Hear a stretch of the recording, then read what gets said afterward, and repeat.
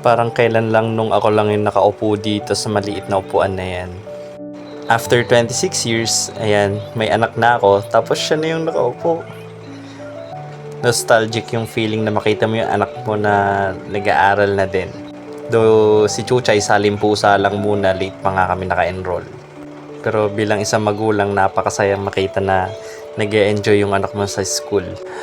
Bawal man yung parents sa loob, buti na mabait si teacher. Pinayagan akong makatabi muna si Chuchay. Tapos di pa matiis nung anak ko na hindi kumain agad. Wala pa nga break time. Anak, mamaya na. Magtiis-tiis ka muna ng konti. Buti na lang at napakabait niya dito. Tapos nakikinig lang sa teacher niya. Hindi ko in-expect na ganito na pala katagal yung patience niya.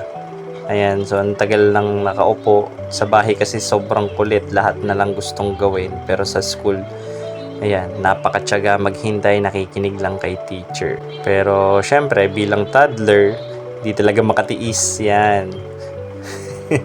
Nagugutom na naman ang anak ko. So habang nakikinig siya kay teacher, pagkakataon ko nang lumayo. Kaso nakita niya ako, tinatawag niya ulit ako, ayan na nga.